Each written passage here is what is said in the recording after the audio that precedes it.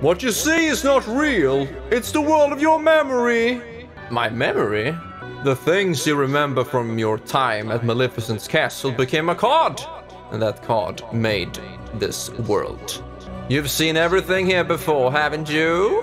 So what now? I'm just going to learn something? Maybe meet someone? You would meet the people in your memories. Ordinarily. What does that mean? Hey, I'm asking you a question, dude. Fine, but it had better be you I run across next, voice. How do you guys like my delay effect? Made it just for you. So you better appreciate it. Fuck yes, 4K, 60, awesome music. These are the types of games I want to play, dude. Let's go. Oh, wait. Isn't that like an encounter? Like in this game, you don't fight the creatures like this. You go into like in Final Fantasy.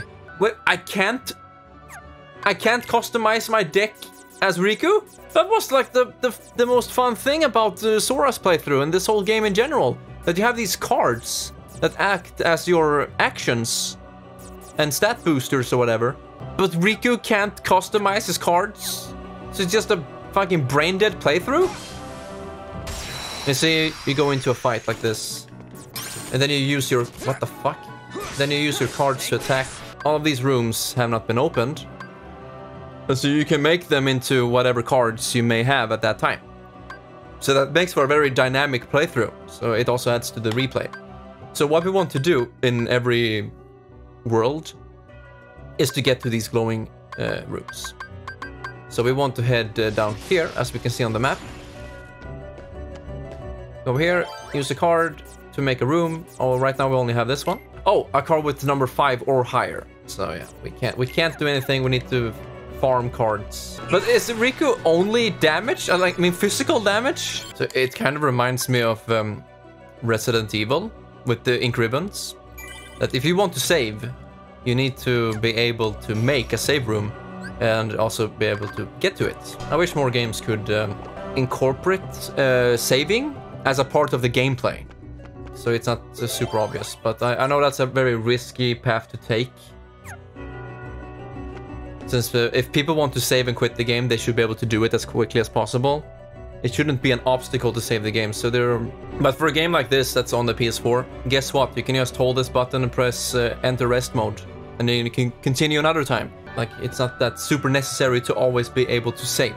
That's what I'm trying to say here. Cast away your home, your friends, everything, but at least they gave you a nice home. Stop talking, Opus. My chat isn't supposed to move.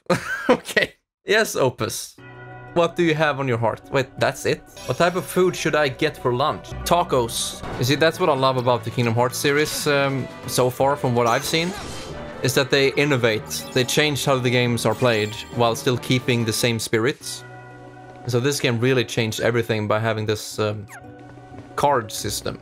So the enemies attack with cards just like you do. And if your card, the total number, let's say I add these 3 together, I have 21.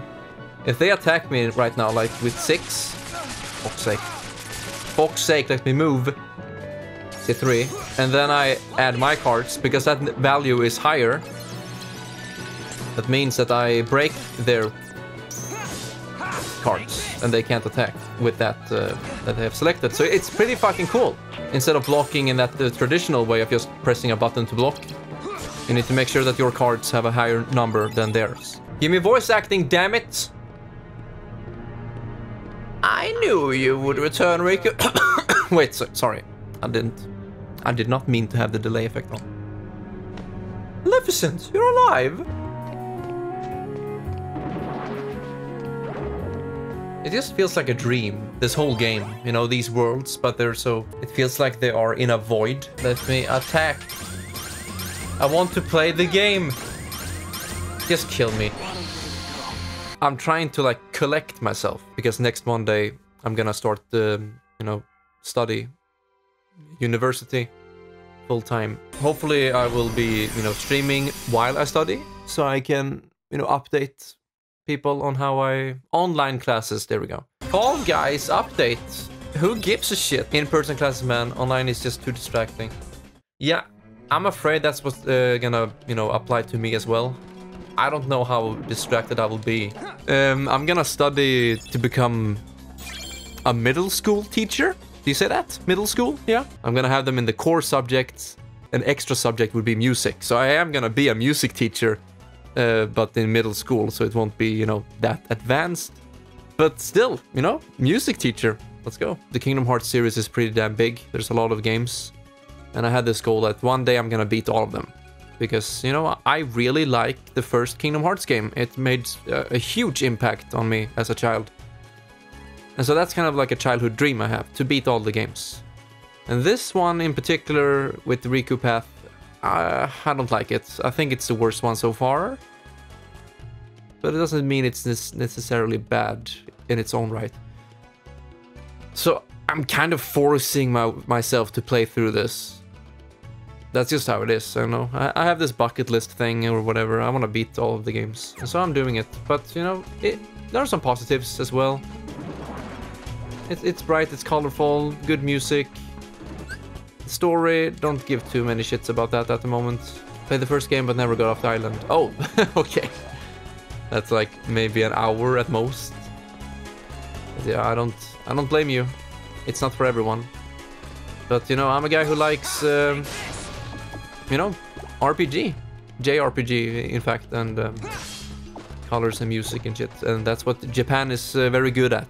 I know that you and Amnixek kind of dislike the weeby things, and you know, I respect that. But I can't be, you know, lying to myself. I want to do what I want to do, you know. I try not to change what I do too much, depending on what other people think. I kind of always... Like Crims, even way back in 2009, Crims has always been that kind of guy who says, you know, fuck you, I do what I want, and that's final. That's kind of his whole thing. So I try to stay true to that. I do what I want to do. I kind of don't want to play this game. So I have watched Season 1, Season 2, the movie, and every episode of Season 3, except for the last 4 episodes, I think. Season 3 is not a reboot, it's a continuation. I actually watched a 5.5 hour long analysis of, you know, the entirety of Twin Peaks by one of my favorite YouTube channels called Twin Perfect. And so I watched that before watching, you know, the whole of Season 3. And I don't regret that. But I highly recommend that analysis if you're interested about the meaning and symbolism of Twin Peaks. That video is really, really good. I can say for sure that Season 3 is, you know, a continuation. It's just that there is a fuck ton of symbolism that might go unnoticed at first. You know, worlds and stories that aren't too self-explanatory, that you need to figure it out by yourself. They don't feed you the answers. If you like that type of media, then Twin Peaks is definitely for you. Especially Season 3. It's a mindfuck. But for me, it's a good one. I like it. I really do. Faithful to the original series from 1990? Faithful, I guess. I don't really know what you mean by faithful. But it is a continuation, and it's made and it's directed by, you know, David Lynch. Same director since, you know, the first season. So yeah, it is faithful in that aspect, you know, it's the same creator. Or director and, yeah, writer and maker. Mark Frost and David Lynch. Same creators, so yeah, I guess it is faithful. Oh, definitely, definitely. Season 3 is... I think it's better, you know? It's super different. It's hard to say if you haven't seen it yourself. But Season 1 and 2 are kind of simple in comparison. Like, the story is very direct and obvious in comparison to Season 3. Season 3 could be... Shit, I really suck at my English today. Goddamn. What I'm trying to say is that if you watched Season 1 and 2 and the movie, you know, back in the 90s, and then you waited those 25 years until Season 3, and you watched that shit, it would be a total mindfuck and you wouldn't understand anything. Like, what is this? It's so confusing. Like, what does this series want? Like, what is the goal? What is the story? Like, even the story isn't, like, the main plot isn't obvious. And so, it's very controversial. But, it's also challenging. It challenged the viewer to make sense out of it. And I'm not very good at that type of thing. Not super good, at least. And since I have followed Twin Perfect for a long time, because they did analysis of Silent Hill, and Silent Hill is inspired by Twin Peaks. And so I thought, you know, what the hell? I'll watch this 5.5 hour analysis. And I did. Watched the whole thing. And I'm glad I did. It really opened my eyes to what Twin Peaks means. So, yeah. I recommend it, but it is really time consuming, you know, watching all of the seasons in the movie and then the analysis. That's a lot of hours, but I did it, and I'm happy that I did. I enjoy that type of media. Yeah, there are 2 Silent Hill movies made by, you know, outside people. Like, they try to discern, oh, what is it? Dissect? No. The people who made the movies had nothing to do with the games. And they are pretty damn shitty. The first one is okay as a video game to movie, in my opinion. The second one is a god-awful mess. If you go to IMDb, yeah? Search on Silent Hill Revelations 3D, I believe. And look at that rating. That just says it all. That movie sucks so bad. But for me, it's a guilty pleasure. I actually enjoy watching that movie, and I've seen it several times. And I know that it's really, really bad. But I still enjoy watching it. But yeah, I did something really stupid. But it's not my fault as a gamer, you know? How was I supposed to know? But, okay, so... You get 4 choices of worlds. So you can pick whatever you want. And I picked Traverse Town, if you remember that. Because, you know, in Kingdom Hearts 1, that's like the first area you go to, right? Traverse Town, everybody knows that. But apparently in this game, Traverse Town is the hardest difficulty out of those 4 options. Like, I was underleveled. There was no way for me to beat it, it felt like. And so I just went back. I picked the easiest world, according to online guide. And now the game is, you know, kind of easy. So, fucking finally, maybe I can actually beat this game now? Why, of all times, do I catch a cold 1 week before I start school for the first time in 7 years? It's just so ass backwards. That's what the game is. So sometimes it's really easy. And then all of a sudden they throw you this curveball where you have very low card values and the boss has like 8 and you have like 4. And so he wins automatically and there's like nothing you can do. My character had cards upwards of 8 and 9, you see? But now they're gone. I don't know what happened. The game just suddenly decided, hey, you're not gonna have your high value cards anymore. So now I have to make do with these 5 and below cards. And the boss suddenly has like 8 and 9 and I get my ass handed to me. And then my attack miss because his legs don't have a hitbox. So fucking stupid. Like, they designed the boss that you have to use the duels, and if you win the duel, you miss your first attack because his big ass fucking legs. Like, what the fuck? You see that shit? He has 8. How am I supposed to do anything about that? Okay, I have 8 now and he has 0. That's good. I can just maybe... You see, this fucking game, I use 3 cards to use a special attack in my dark form, which is like I'm jumping on his head multiple times. But guess what? The boss is moving around, so I only get 1 hit out of 8. And then we have this typical JRPG trope. If the boss is too hard, just grind, lol. Man, I like that. In Swedish, we say va. V-A, that's all. Va. Which is... a shortening of the word vad, V-A-D, vad, which means what. So, you see, in English they say what, but in Sweden we say va instead of vad. If you want to be formal, you say vad sa du, what did you say. Kefan? If I'm gonna review the Kingdom Hearts games in one word with Twitch emotes, Kingdom Hearts 1 is Pause Champ. Kingdom Hearts 2 is Pag Chomp. Birth by Sleep is Resident Sleeper. No, it actually isn't. This game is Weird Champ. I mean, it just is. Stupid rules. It's so fucking weird and all over the place. And then child labor and the overuse of the word darkness in every single cutscene. I mean, I've been playing for 3.5 hours, and I've heard the word dark and darkness over 30 times at least. Much more, actually. You don't have to play with humans if they really are that bad. But grown-ups down here ain't happy, I've been told by mom and dad. Under the ground. Fuck you, you ruined the song! Under the ground. Life is not sweet here, monsters are trapped, so think about them.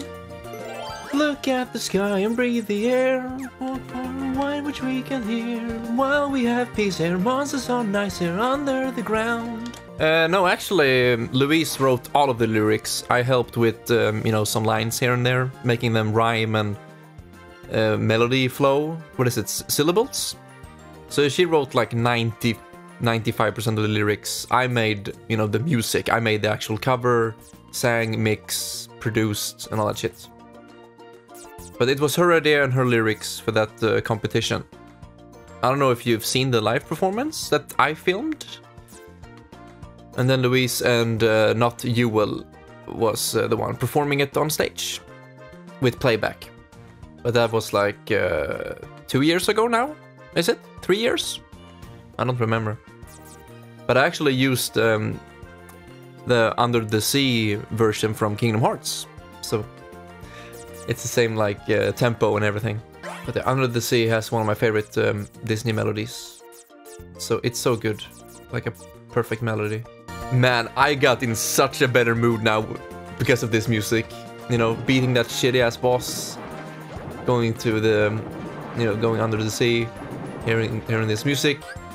Just instantly better mood. I'm gonna get copyright strike it because this song is so good. And they don't like YouTube money, for fuck's sake. I hope Toby Fox is making good progress on Deltarune Chapter 2. Because I believe Chapter 1 was, you know, a really, really good indie game. And especially because it was free. Like, holy fuck, that's a lot of quality for no money at all. But I hope Chapter 2 is, you know, a pay-to-play game. I want to support him, and I also want people to pay for his geniusness. I don't know, it's just so good. It's like quality all the way. It never gets... There's no filler content. It's just always something interesting happens. Good writing, good gameplay. And that dancing emote you used, Jevil, he's like an optional boss. And that boss fight is so fucking good, man. It's like Dark Souls in terms of both how difficult it is, but also how much your heart gets pumped up during the fight. It's so epic, good music, good combat, it's funny writing.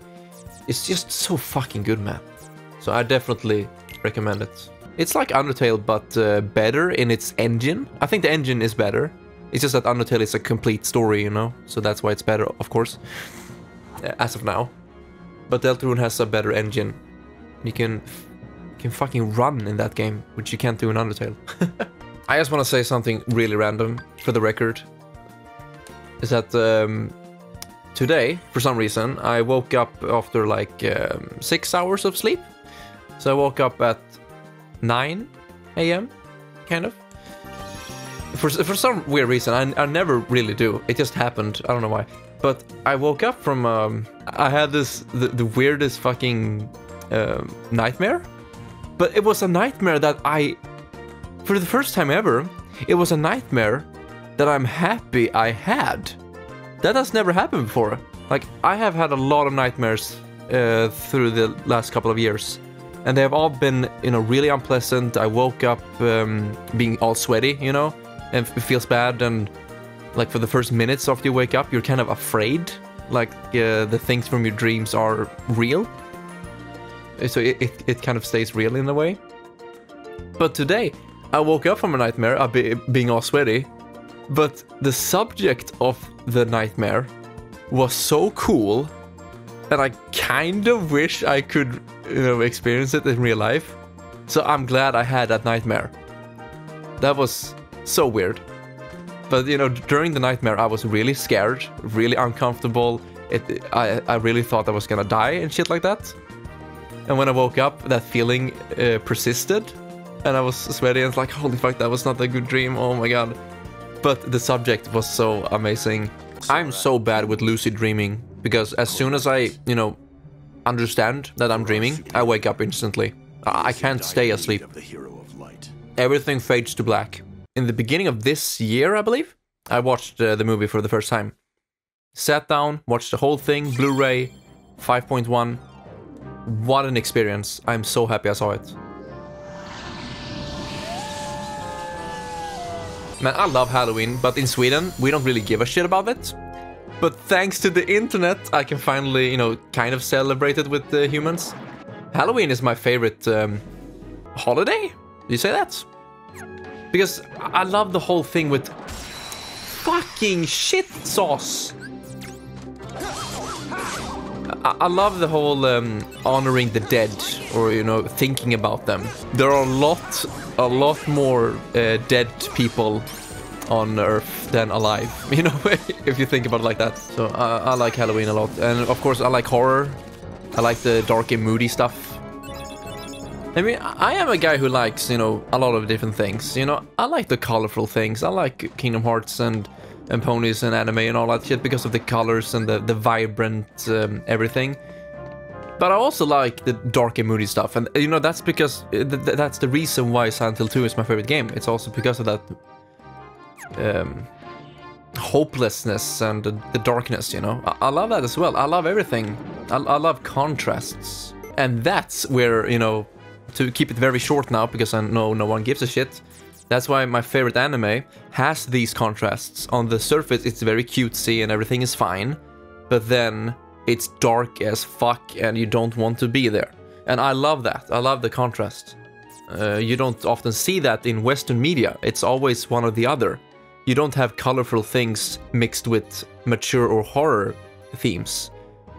And at the same time, you don't have horror themes and horror movies mixed with cutesy, colorful things. Like, very rarely does that happen. So that's what I like about Japan, because they want to experiment and do all these random ass shit things that they don't dare to do, in my opinion. What's up, Mr. Bitch? You like that? That's the $300 microphone with the pop filter and the German microphone holder for a dead-ass shit stream. Yeah, I tried to use the new features that OBS has enabled for us. Like, we have all these things like expander, compressor, and limiters and shit. And then you can add, VST plugins. And so for this and the last stream, it was the first time I ever streamed with a de-esser. And hopefully that makes it a lot more nicer to listen to. Because I noticed my latest videos and streams with this new microphone, they were kind of annoying to listen to with high volume. Especially with my speakers that have these... I don't know what they're called, but they're those small speakers that can play back the high frequencies, all the S sounds. And when I listened to my voice recorded with this microphone, it was way too sharp, all the S sounds. So it was annoying to listen to. I believe if you have like a mobile speaker or, shitty ass headphones, then it would sound okay, because they're not as defined, the high frequencies. So with this in the last stream, I'm trying a de-esser to bring those frequencies down whenever there is an S sound. You like that, you plug in? Better wake the fuck up every time I use an S sound. No balls. I love that as well. It sounds good, but now that we're on this topic, I don't know why, but my Blue Yeti isn't true to my voice. When I listen to myself in recordings, it sounds different than my actual voice, and I don't know why. Might you know? I do. well, you answered it yourself. It's the nature of Yeti Blue. I would say something along the lines that Blue Yeti is a steaming pile of goat shit. Something along those lines. My experience with Blue Yeti isn't that good, so I don't recommend it. Boys and girls of every age, wouldn't you like to see something strange? Come with us and you will see. This is a Halloween. This is Halloween. It's Halloween, bitch! Where are we going? Okay, so going back to the Blue Yeti. I've never used one. I've only heard people using it, and every time I've heard someone use a Blue Yeti, it's like I can instantly recognize it. Yeah, that's a Blue Yeti because of its distinct sound. To be more specific, its distinct shittiness. I have never experienced a Blue Yeti that sounds good. It's ass. It has this simple ass, what is it, USB? So you just plug it in, you know, plug and play, and it has bad default settings, I guess. You know, I'm just assuming things here. But it's just some normie wannabe streamer bullshit, so don't deal with that. I'm gonna make some sponsored content here, but get the Sennheiser MK4, bitch! And get yourself a good pop filter, because then you can go close to the microphone. And also, this is really important here, right? This is like, get yourself a compressor. You know, I've done commentary since 2009 November. Now let that sink in.